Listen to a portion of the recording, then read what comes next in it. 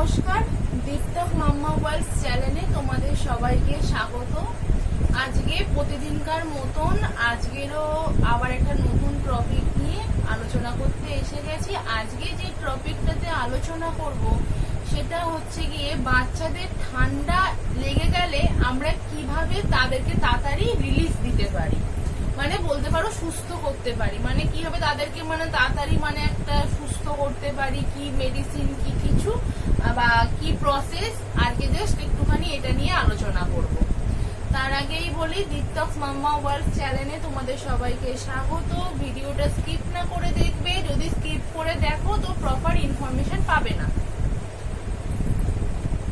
0 to 6 months কেন, ধরে নাও একটা 5 years অব্দি বাচ্চাদের একটা ঠান্ডা লাগার একটা প্রচন্ড একটা ন্যাক থাকে। ধরো ওয়েদার চেঞ্জ বলতে পারো, বা কি বলবো, হয়তো বেশিক্ষণ চানের কারণ বা আরো বিভিন্ন কারণে বাচ্চাদের ঠান্ডা লেগে থাকে।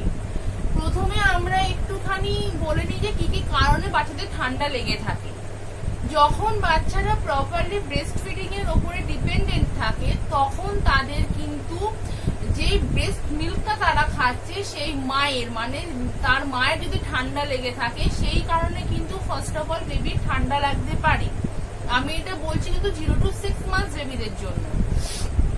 কেন কি দেখো, এখনকার দিনে চাইল্ড স্পেশালিস্টরা একদমই বলে যে বাচ্চার সঙ্গে মায়ের দুধের কোনো কানেকশন নেই। বাট আমি আমার দিক থেকে দেখেছি, এবং ধরো যারা আমার এল্ডার্স আছে, ধরো আমার মা, দিদা, এরা প্রত্যেকেই, আমার শাশুড়ি মা প্রত্যেকেই বলেছে যে না, এটা হয়, মায়ের ঠান্ডা লাগলে বাচ্চার ঠান্ডা লাগে।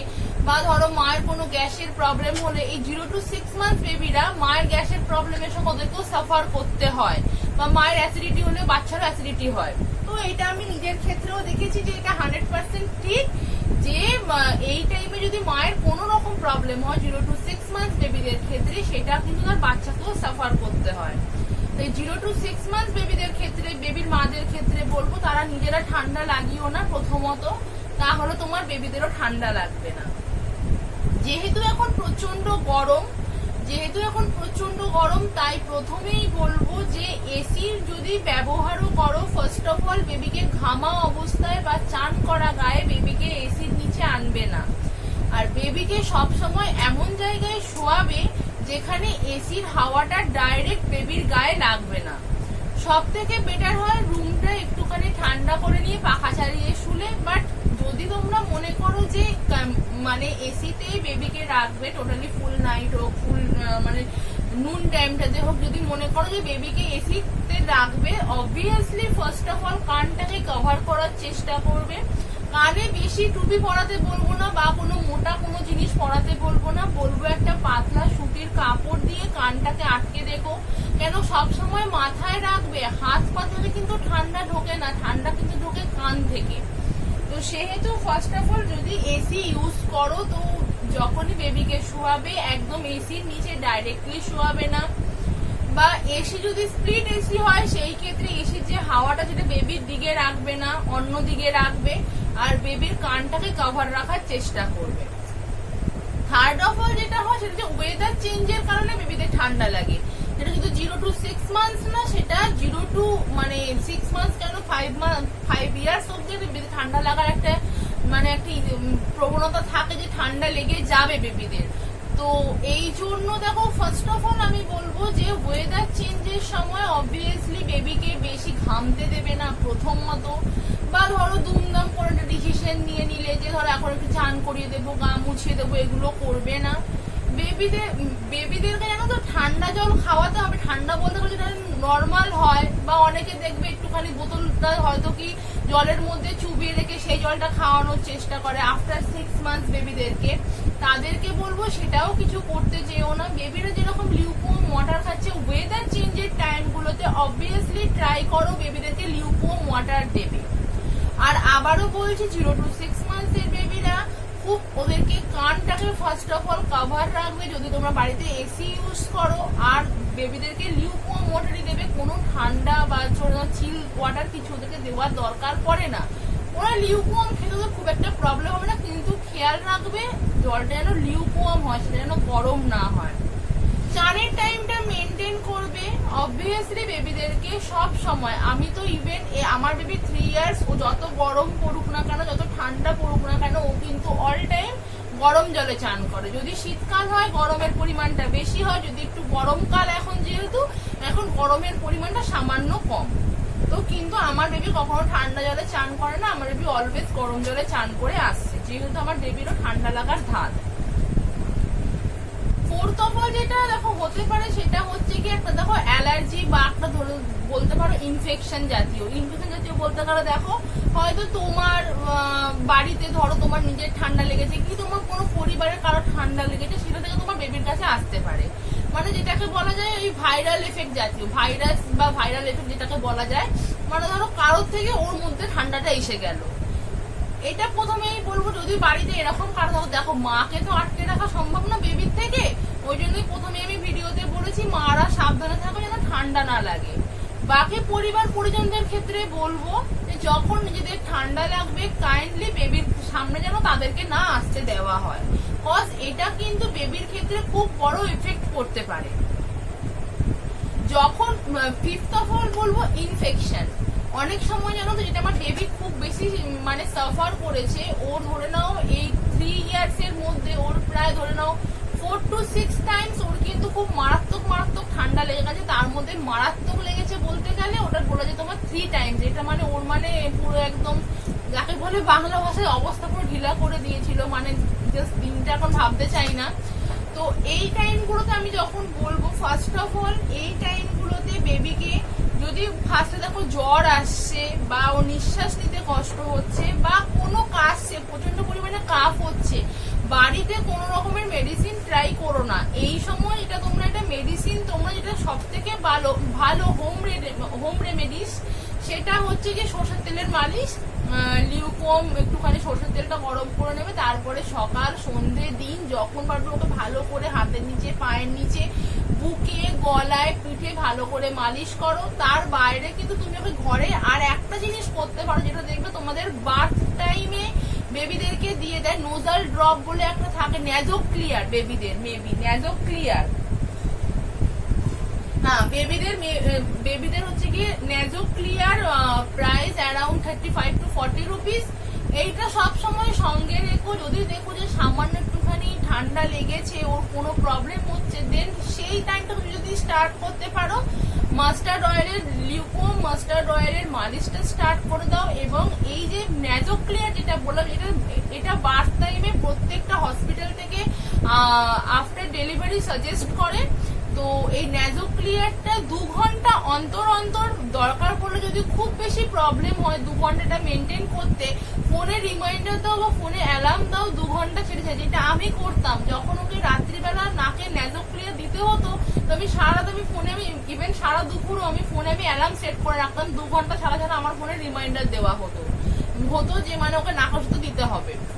তো এই ন্যাজো ক্লিয়ারটা দিতে পারো। এইবারে দেখো, তারপরে বলি দেখো জ্বরটা কিন্তু খুব কষ্ট হয়। যখন দেখছো জ্বর আসছে, নিজে বাড়িতে কোনো হোম রেমেডিস ট্রাই করো না, অবভিয়াসলি কোনো ভালো চাইল্ড স্পেশালিস্টের সঙ্গে কনসাল্ট করো, যে তোমার বেবিকে মানে সব থেকে ভালো, যে তোমার বেবিকে রিলিফ দিতে পারবে। ফার্স্ট অফ অল কোনো ভালো চাইল্ড স্পেশালিস্টের সঙ্গে মানে কনসাল্ট করো। আর আমি বলবো যে অনেকে দেখো আগেকার দিনে মা দিদিমারা বলে থাকে রসুন তেলের মালিশ, রসুনকে সরষের তেলে ভালো করে ফুটিয়ে সেই মালিশ, সেটা একদম করো না। আমি আগের হয়তো ভিডিওতে 2-1টা ভিডিওতে কথাটা বলেছি, সেই মালিশটা ভুলেও একদম করো না। কজ এই মালিশের ফলে ওর বুকে কিন্তু কফটা কিন্তু পুরো জমে যাবে। আমরা ভাবি কি বলতো, মানে এই মালিশটা করার কিছুদিন পরে কি হয় বলতো, দেখবো নাক থেকে সর্দি পড়াটা বন্ধ হয়ে যায়, কি দেখবো যেটা ঘর ঘর করে কাশছিল সেটা কিন্তু বন্ধ হয়ে যায়। কিন্তু এর ফলটা কিন্তু কি বলতো, কিন্তু বুকে কিন্তু কফটাকে কিন্তু জমিয়ে দেয়। এরপরে যখন সেকেন্ড টাইম লাগবে, দেন কিন্তু ইনফেকশন থেকে কিন্তু বেটার কিন্তু কোনো অপশন থাকবে না, মানে তখন হয়তো বেবিকে আরো অনেক বেশি সাফার করতে হবে। তাই জন্য যদি দেখো জ্বর হচ্ছে, হালকা হালকা কাফ কাশি হচ্ছে, মানে ধরো মানে ওই কফযুক্ত কাশি হচ্ছে, দেন ওই ফার্স্টেই দেখো জ্বরটা হলেই, কফযুক্ত কাশি অব্দিও যেও না, জ্বরটা হলেই ফার্স্টেই বেবিকে ডক্টরের সঙ্গে কনসাল্ট করাও। কেন দেখো জ্বরটা হলে কিন্তু ওরা প্রচন্ড কষ্ট পায়, কষ্টর হাত থেকে রিলিফ দেওয়ার জন্য ফার্স্টেই ডক্টরের সঙ্গে কনসাল্ট করো। উনি যে মেডিসিনগুলো প্রেসক্রাইব করবে, অবভিয়াসলি প্রেসক্রিপশন অনুযায়ী ওকে দিয়ে যাও। তারপরে আমি যেটা বলতে পারি, দেখো অবভিয়াস যে বেবিকে বেশিক্ষণ জলে ছাড়বে না, সেটা যে কোনো সময়ের জন্যই হোক, বেবিকে বেশিক্ষণ জলে ছাড়বে না। জলে ছাড়লে কি হয় বলতো, একটা জলে কনস্ট্যান্ট বসে থাকে, কি ধরো 5-6 মিনিট শীতকালে এবং 10 মিনিট মতন গরমকালে, এর থেকে বেশি একদম নয়। কেন বলতো, বেশিক্ষণ জলে যদি বসে থাকে, যে জলটা গায়ে শুকাচ্ছে, তো তার জন্য একটা ঠান্ডা লাগার সম্ভাবনা হয়। তোমরা আর একটা যেটা ঘরে করতে পারো, দেখো আমরা তো বড়রা কি করি, জলটা ফুটিয়ে ভেপার নিয়ে নিলে আমাদের ঠান্ডা লাগাটা কমে গেল, বা আমরা যেটা হয়তো কফের যে প্রবলেম হয় সেটা আমরা রিলিফ পেয়ে গেলাম। কিন্তু বেবিরা কিন্তু সেটা পারে না। তো তাদের ক্ষেত্রে অবভিয়াসলি যেটা পাওয়া যায় সেটা হচ্ছে, দেখো তুমি মার্কেটেও পাবে, অনলাইনেও পাবে, বেবি যে ভেপার আপ গুলো যেগুলো হয় না, সেগুলো ব্যবহার করতে পারো, কিনতে পারো, ফিলিপসের পাওয়া যায়, তো সেই জিনিসটাও নিয়ে নিতে পারো। তো একটুখানি ওদের নাকে একটা সুইচ থাকে, ওদের জল ঢেলে দিতে হয়, জল দিলে ওই সুইচটা চালিয়ে দিলে না, ওদের নাকে একটা গরম ভাব দেবে, সবসময় ঘুরবে, দেন ও বেবি এটাতে রিলিফ পাবে।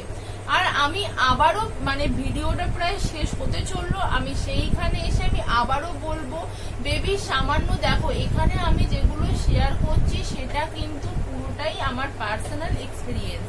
তো সেখানে আমি বলবো যে অবভিয়াসলি এগুলো কিছু ট্রাই করার আগে, আমি দেখো কোনো মেডিসিনের আমি এখানে কিছু বললাম না, আমি একটা ভেপার আপের কথা বললাম, একটা লিউকো মাস্টার্ড অয়েলের কথা বললাম, আর হ্যাঁ যেই ন্যাজোক্লিয়া যে মেডিসিনটা আমি কথা বললাম সেটা একটা নোজাল ড্রপ।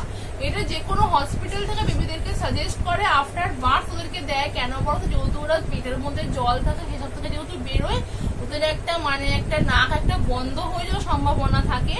তো সেই জন্য যে কোনো হসপিটাল থেকে এই জিনিসটা কিন্তু সাজেস্ট করে বেবিদেরকে, যাতে ওদের নাকটা ক্লিয়ার থাকে। আমি এই মেডিসিনটা বললাম যখন দেখো নাকটা হালকা হালকা বন্ধ হচ্ছে, 2 ঘন্টা ছাড়া ছাড়া দিলে ওদের এই সাফোকেশনটা হবে না, মানে যদি দমটা আটকে আসা সেই জিনিসটা হবে না।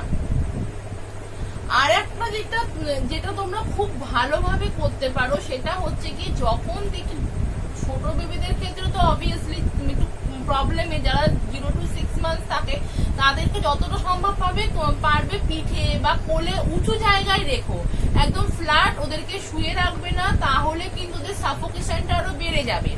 এইবারে যারা ধরো একটু বড় বেবি, ধরো 8 মান্থস 9 মান্থস, তাদেরকে যথারীতি ঘুম পাড়ানোর সময়টা উঁচু জায়গায় ঘুম পাড়িও, উঁচু বালিশের মধ্যে, বা একটু উঁচু কিছু কাপড় করে দিলে, বা একটা কুশন করে দিলে উঁচু মতন, যেখানে শুয়ে তাদের সাফোকেশন মানে দম বন্ধ হয়ে আসার পরিমাণটা তার কমবে, বা তার যদি কাশি হয় সে কাশির পরিমাণটা কমবে। আর একটা যেটা আমি মানে ভাবলাম বলবো তোমাদেরকে, এটা আমি আমার বেবির ক্ষেত্রে এটা আমি খুব বেশি মানে উপকার পেয়েছি। আমার বেবি যখনই মানে ঠান্ডা লেগে যায়, আমি যেটা ওকে করি, মানে এক তো মানে প্রচন্ড পরিমাণে কান্নাকাটি করি, আর 2 যেটা করি সেটা হচ্ছে ওকে হাতে পায়ের নিচে তেল মালিশ করতে, মানে একদম ভুলি না, মানে ওটা 2 to 3 টাইমস তেল মালিশটা কন্টিনিউ করতে হবে। নিজের ওয়েদার চেঞ্জটা মাথায় রাখতে হবে, যে কোন ওয়েদার কোনটা বেবির ক্ষেত্রে প্রবলেম। যেমন দেখো এই ওয়েদারটা কিন্তু মারাত্মক খারাপ একটা ওয়েদার, যে এই সময় বেবিদেরকে যে কোনো হয় দেখবে ঠান্ডা লেগে যেতে পারে। ফার্স্ট অফ অল তোমাদের নিজেদেরকে সাবধানে থাকতে হবে, আর তোমরা সাবধানে থাকলে মানেই বেবি কিন্তু সাবধানে থাকবে। তার বাদে দেখো এইটুকু ছোটখাটো টিপস, এগুলো আমি আমার বেবির ক্ষেত্রে করে অনেক কিছু হেল্প পেয়েছি। দেন আমি এগুলো তোমাদেরকে বলবো। আর একটা যেটা আমি একটা কথা বলে দিই, অনেকে দেখো বাড়িতে অনেক বড়রা অনেক রকমের মানে কথা বলে, যে তুলসী বাসক পাতার রস, কাশি বা একটু কফ হলে আমরা বলি কি তুলসী বা বাসক পাতার রস খেতে বলি, কিন্তু আমি বলবো একদম বেবিদেরকে ডাইরেক্টলি এগুলো দেবে না, একদম দেবে না। কেন দেখো কোন পাতায় কি জিনিস থাকে সেটা কিন্তু সামান্য একটা বাইরের জলে বা পুরোনো জলে ধুলে কিন্তু তার জামটা যায় না। সেই ক্ষেত্রে আমি আমার বেবিকে যেটা করেছি সেটা হচ্ছে গিয়ে তুলসী পাতা বা বাসক পাতাটা যেটাই ওকে দেবে না কেন, সেটা ভালো করে জলে ফুটিয়ে নেবে। ফুটিয়ে নিলে কি হবে, দেখো তার যে নির্যাসটা সেটা কিন্তু জলের সঙ্গে মিশে গেল। সেটা যখন পরিমাণে একটুখানি কমে যাবে, তখন তুমি ওকে চামচে করে খাইয়ে দিতে পারো। একটুখানি মধু মিশিয়ে নেবে, নাহলে বিষ স্বাদ লাগবে, ওরা খাবে না। তো চামচে করে মিশিয়ে তুলসী পাতাটা বাসক পাতা যা নেবে বাটি করে বেশ ভালো করে জিনিসটাকে বয়েল করবে। সেটা যখন এটা মোটামুটি ধরে নাও যদি 1 কাপ হয়, তুমি যদি 1 কাপ জল দিয়ে বসাও, সেটা যতক্ষণে ধরে নাও 1/2 কাপ জলে না আসবে ততক্ষণ সেটাকে ভালো করে ফুটিয়ে, তারপরে লিউকোন থাকতে থাকতে একটু মধু মিশিয়ে নেবে। সবজিটাকে চামচে করে ওদেরকে খাইয়ে দেবে, দেন ওরা রিলিফ হবে। কিন্তু কাঁচা পাতার রস কেউ খাওয়াবে না, এটা কিন্তু অন্য কোনো রোগের সমস্যা হতে পারে। কাঁচা পাতার রস কেউ দিও না, এটা ঠিক না। আর একটা যেটা আমি বলবো, আফটার 6 মান্থস বেবিদের জন্য এই সময় যদি ওদের সাফোকেশন থাকে, ঠান্ডা লেগে গেল, ওদের খেতে প্রচন্ড তো প্রবলেম হয়। মানে একটা কথা বলি হচ্ছে গিয়ে এই সময় যেটা হয় না, ওরা দেখবে না একটা জিনিস চিবিয়ে খেতে পারে না, তো দমটা আটকে আসে বলে, বা ধরো একটু কাশি উঠে আসবে। তো সব সময় চেষ্টা করবে, এটা একদম মানে তোমাকে চেষ্টা এটা তোমাকে করতেই হবে, যে কোনো খাবার ছাঁকনিতে স্ট্রেন করে দেবে। কোন মানে ছাঁকনিতে পুরো যেটা বলে মিক্সিতে বেটে তারপর তাকে ছাঁকনিতে স্ট্রেন করে সেই খাবারটা তাকে দেবে। তাহলে ওর গলায় যে ধরো একটা যখন আমাদের একটা ইনফেকশন হয় বা কাশি হয় না, তখন যেন তো কাশতে কাশতে গলার ভেতরটা মানে একটা কি করবে, একটা ক্ষত ধরনের তৈরি হয়। তার সেই ক্ষতটা যেন আঘাত না পায়, সেই জন্য ওকে কোনো দানাযুক্ত কোনো খাবার দেবে না। প্রত্যেকটা মিক্সিতে বেটে ভালো করে স্ট্রেন করে নিয়ে তারপর ওকে দেবে। আর খাদ্য তালিকায় অবভিয়াসলি 2 নম্বর, খাদ্য তালিকায় অবভিয়াসলি স্যুপ জাতীয় খাবার ইনভলভ করাবে। স্যুপ জাতীয় খাবার দিতে পারো, ডাল জাতীয় খাবার, যেটাতে কিন্তু প্রোটিনও আছে এবং ওর খাবারটা ডাইজেস্ট করতে হবে।